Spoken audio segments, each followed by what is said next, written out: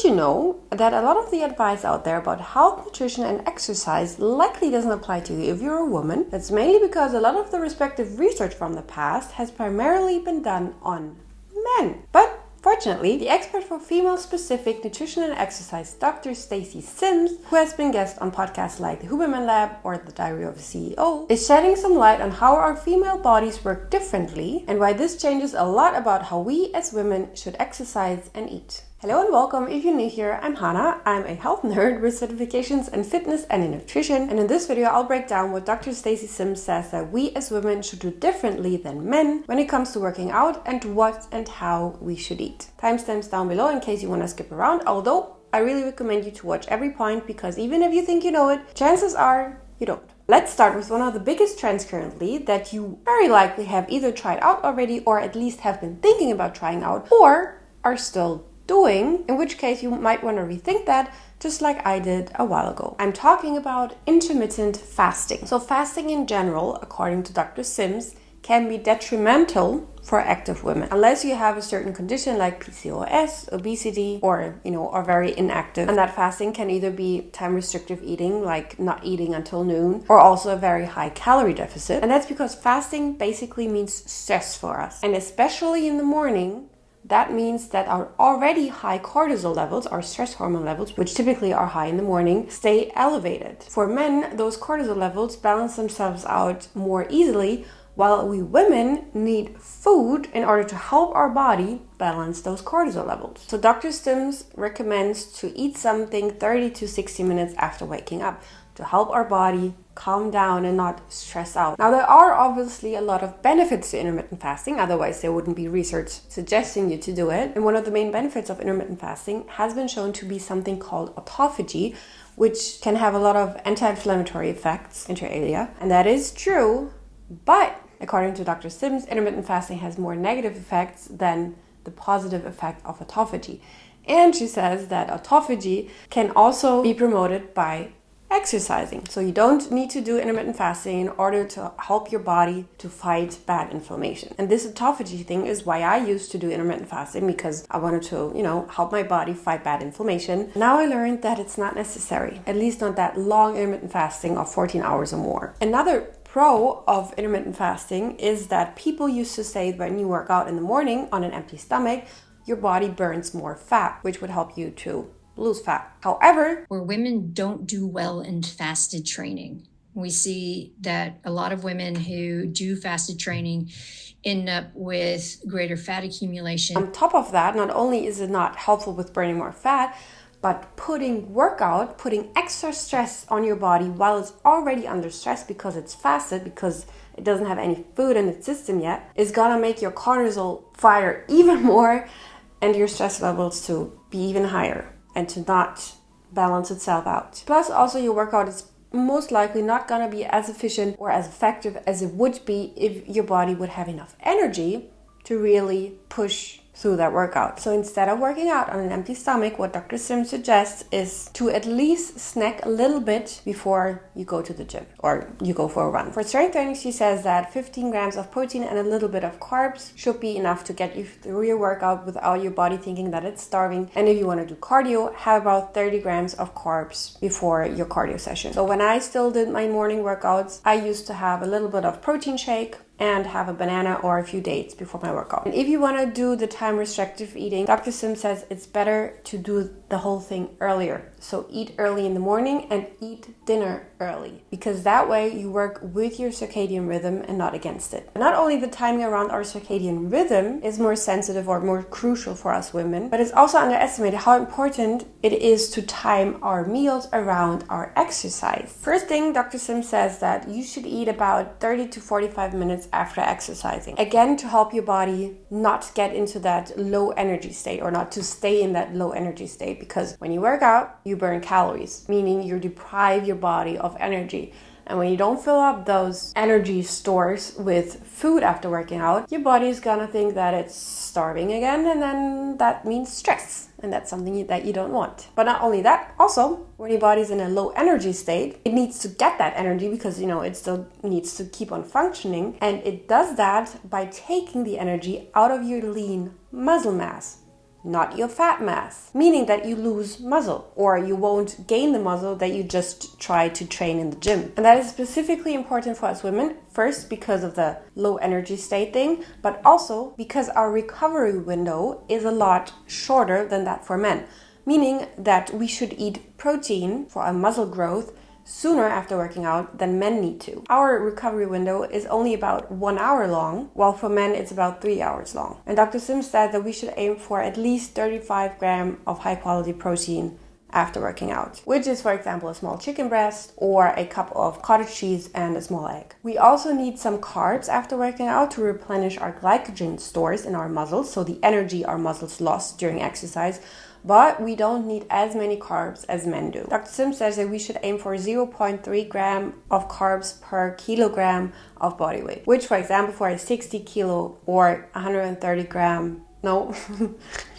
which for a woman who weighs 60 kilos or 130 pounds is about 18 grams of carbs, which is about a big slice of bread or a small banana. And we should eat those carbs within 2 hours after working out. So it doesn't have to be as close to our workout time as the protein intake. And then pre-workout, whether that's in the morning or later in the day, you should have a little snack. Because even if you work out later in the day and you've had your breakfast or your lunch before, if that last meal is a couple of hours before your workout, you should snack a little bit of protein and a little bit of carbs. And that will help you to first have more energy during training, but also to not be so starving after your workout. And when you're not super hungry after your workout, you're also less likely to overeat. And also that's better for your blood sugar levels, but also you won't overeat and you won't get hungry. And speaking of working out, Dr. Sims says the foundation of every woman's workout routine should be resistance training. And no, resistance training, aka weight training, won't make you bulky, nor will it make you look as muscular as Dr. Sims looks like, unless you train and eat in a very specific way. She says that you should aim for at least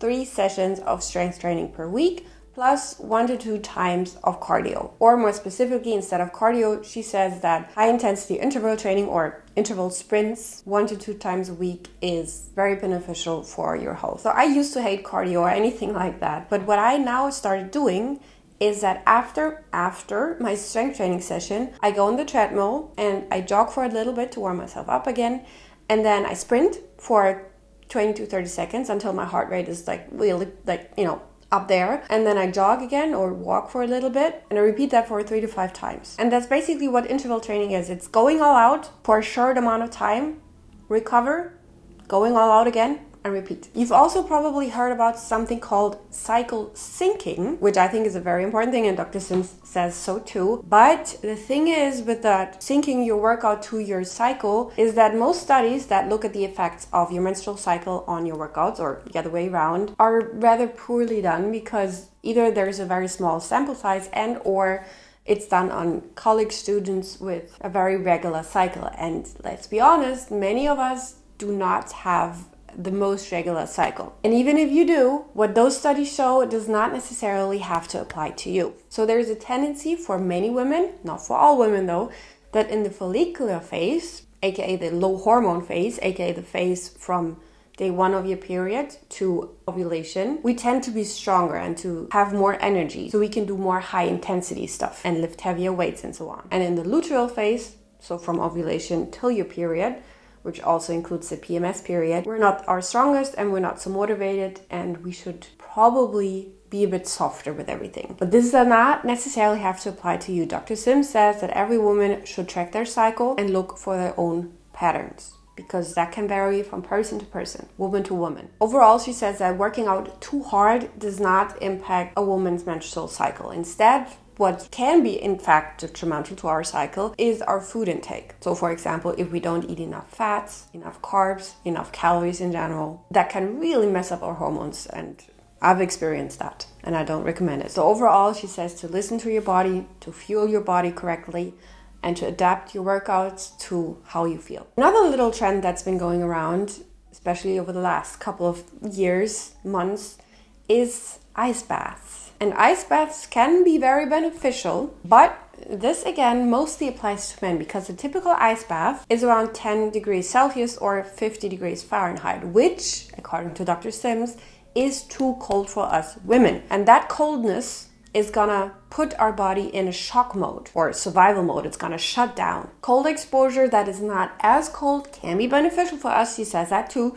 But she says even better for women than cold exposure, mild cold exposure or milder cold exposure, is heat exposure, aka sauna, for example, because that's better for our recovery, for our hormones, especially our stress hormones, and it helps us relax and sleep better and just feel calmer overall. So if you like cold exposure, keep doing it, but maybe don't do it as cold. But if you don't even like it, you don't need to do it. Heat exposure is at least just as beneficial. Speaking of sauna making you sleepy, sleep is also something that is different for us women than it is for men. First and foremost, we need more sleep. Again, that varies from person to person. There are men that need more sleep than some women, but on average, a woman needs more sleep than a man. Also, our circadian rhythm tends to be a bit earlier than that of men, meaning we tend to get sleepier earlier, and also jet lag tends to hit us harder, and in general our sleep tends to be lighter, and our sleep tends to be even shittier before our period, where we have more troubles to fall and to stay asleep. So sleep hygiene is especially important in that phase before our period. For supplements, Dr. Sims says that we should also consider taking creatine. You might have heard of creatine before when listening to bodybuilders, but creatine is not only beneficial for bodybuilders, it's beneficial for anybody who works out because it helps us perform better when we work out, meaning our workouts are going to be more effective, so we're going to see results much faster. And it's also good for brain, mood, and gut health. Then vitamin D supplementation is especially important for us women, again for our hormone health. Iron, because we tend to lose a lot of iron when we bleed. And protein powder is also not only necessary for men, but also for us women. Sometimes it's even more necessary because we, on average, need less calories than men, but we need the same amount of protein relative to our body weight, obviously. But sometimes it can be hard to hit your protein goal while staying within your calorie goal. And protein powders can help a lot with, getting all your protein in. Or just overall, protein powder, if it's clean, can help a lot with hitting your protein goal, no matter your calorie goal. Speaking of calorie goal though, for women, it can be very, very detrimental, a lot more detrimental than for men, to not eat enough calorie. Please do not make that mistake that when you want to lose fat, to go into a caloric deficit that is too high. Our bodies work differently. For us women, being in a caloric deficit that is too high can lead to really intense hunger. A lot more intense hunger pangs than men have to experience sometimes, on average. So a harsh calorie restriction might work for men, but it tends to not work for women, which might likely also be a reason why women struggle so much harder to lose weight. It's not that easy for guys to lose weight either, obviously, but for us women, when we're in a caloric deficit, our body panics a lot sooner and a lot harder.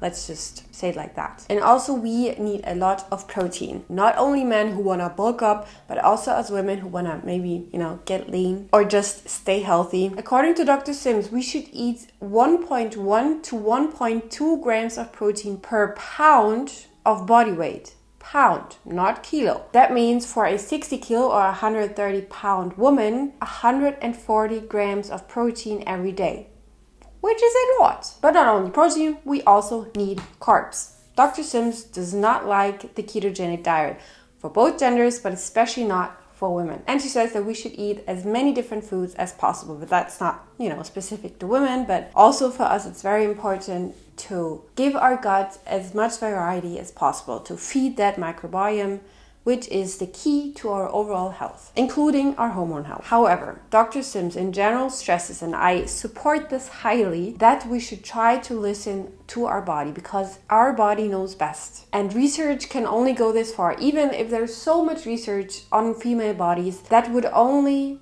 mirror the average female body. But your body could need something totally different because we're all individual, obviously. So the best thing that she says, and I say that too, that I think all of us can do is to try to reconnect with our own intuition and to listen to our body, what it needs. I hope you found this video helpful. Take care of yourself and your health, and I hope to see you in my next one.